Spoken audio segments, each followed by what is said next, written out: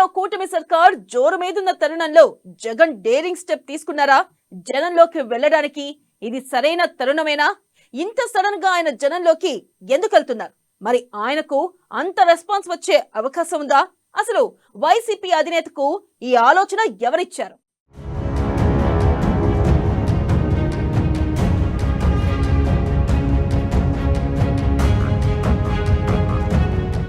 ఏపీలో Jagan daring step. కూటమి సర్కార్పై పోరాటాలకు సిద్ధం. రైతు సమస్యలపై ఆందోళన బాట. ఈ నెల 27న కరెంటు ఛార్జీల భారంపై పోరు. జనవరి 3న రాష్ట్ర వ్యాప్తంగా ఆందోళనలు. కూటమి ప్రభుత్వం కొలువుదీరి 6 నెలలు పూర్తి. వైసీపీ అధినేత జగన్ పోరాటాలు కరెక్టేనా?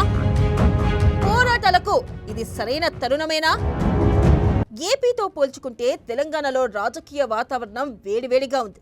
కాంగ్రెస్ బీఆర్ఎస్ డి అంటే డి అంటున్నాయి. ఇక బీజేపీ కూడా తగ్గేదేలే అంటూ కాలు దువ్వుతుంది. కానీ ఏపీలో అలాంటి పరిస్థితి లేదు. కూటమి మంచి జోరు మీదుంది. చంద్రబాబు ప్రభుత్వం కొలువుదీరి 6 నెలలే అయింది. ఈ తరుణంలో ప్రతిపక్ష పార్టీగా జనంలోకి వెళ్లాలని జగన్ నిర్ణయించుకోవడం చర్చనీయాంశంగా మారింది. ఇంత సడన్ గా ఆయన ప్రజల్లోకి ఎందుకు వెళ్తున్నారన్న చర్చ జరుగుతుంది.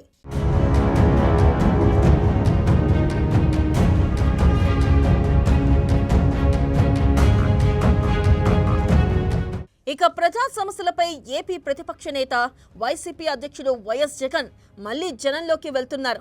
కూటమి ప్రభుత్వం ప్రజలకు ఎన్నో హామీలిచ్చి ఒక్కటి నెరవేర్చకుండా ఆయా వర్గాల ప్రజలను ఇబ్బంది పెడుతుందని వైసీపీ ఆరోపిస్తుంది. ఈ క్రమంలోనే రైతు సమస్యలపై ఆందోళనతో మొదలుపెట్టి కరెంట్ ఛార్జీలు, విద్యార్థులకు ఫీ రియంబర్స్మెంట్ బకాయిలతో పాటు అమ్మఒడి నిధులు విడుదల చేయాలని డిమాండ్ చేస్తూ జనవరి 3న రాష్ట్ర వ్యాప్తంగా ఆందోళనలకు పిలుపునిచ్చింది. వైఎస్ఆర్సీపీ ఉద్యమ బాట పేరుతో ఈ ఆందోళనలు నిర్వహిస్తుంది. డిసెంబర్ 13న రాష్ట్రంలోని అన్ని జిల్లాల్లో రైతు సమస్యలపై ర్యాలీలు చేసి కలెక్టర్లకు వినతి పత్రాలు అందజేత కార్యక్రమాన్ని నిర్వహించారు.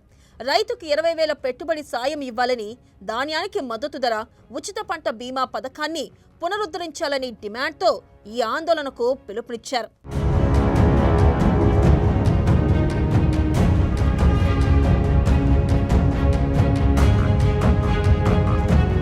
కూటమి ప్రభుత్వం ఏర్పడిన తర్వాత ప్రజలపై మోపిన కరెంట్ ఛార్జీల భారాన్ని తగ్గించాలని కోరుతూ ఈ నెల 27న ఆందోళన చేయనున్నారు.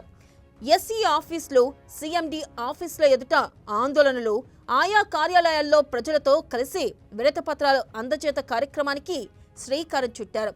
విద్యార్థులకు పెండింగ్లో ఉన్న ఫీజు రియంబర్స్మెంట్ బకాయిలు విడుదల చేయాలని కోరుతూ విద్యార్థులతో కలిసి జిల్లా కలెక్టరేట్ల ఎదుట ఆందోళనలు చేయనున్నారు. ఆ తర్వాత కలెక్టర్లకు వినతి పత్రాలు సమర్పిస్తారు. రియంబర్స్మెంట్ బకాయిలతో పాటు విద్యా దీవెన, వసతి దీవెన బకాయిలు ఇవ్వాలని, అమ్మఒడి కార్యక్రమంలో భాగంగా కూటమి ప్రభుత్వం హామీ ఇచ్చిన ప్రతి చిన్నారికి 15,000 రూపాయల చొప్పున నిధులు ఇవ్వాలని డిమాండ్ చేయనున్నారు.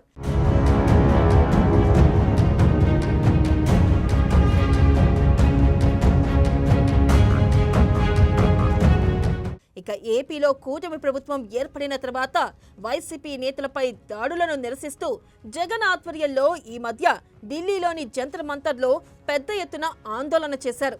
ఆ తర్వాత కూటమి ప్రభుత్వంపై జగన్ వరుస ఆందోళనలకు పిలుపునిచ్చారు. ఇకపై తరచూ ప్రజల మధ్య ఉండాలని నిర్ణయించారు.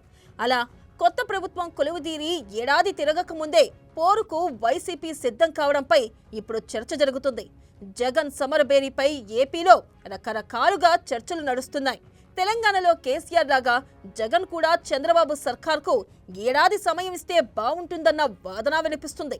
ఎందుకంటే కూటమి సర్కార్ కొలువుదీరి 6 నెలలే అయింది. పాలనను బేరీజు వేయాలంటే 6 నెలలనే ప్రామాణికంగా తీసుకోలేం. కాబట్టి ఓ ఏడాది సమయం అయితే సహేతుకంగా ఉంటుందని విశ్లేషకులు చెబుతున్నారు.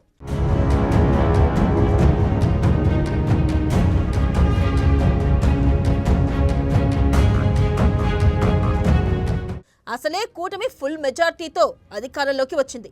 ఈ తరుణంలో వైసీపీకి తిరిగి ప్రజా ఆమోదం లభించాలంటే జగన్ ఆలోచన మార్చాలన్న చర్చ నడుస్తుంది. కూటమి సర్కార్ను ఇరుకును పెట్టేందుకు సరైన సమయం కోసం వేచి చూడాలన్న చర్చ జరుగుతుంది. ఏడాది సమయం ఇచ్చి ఆ తర్వాత పోరాటం చేస్తే బాగుంటుందన్న వాదన వినిపిస్తుంది. రైతు సమస్యలు, కరెంటు సమస్యలు, హామీలు అంశం ఏదైనా ప్రజల నుంచి సానుకూల స్పందన రావాలంటే ఆ తీవ్రతను ప్రజలకు వివరించి చెప్పాలి.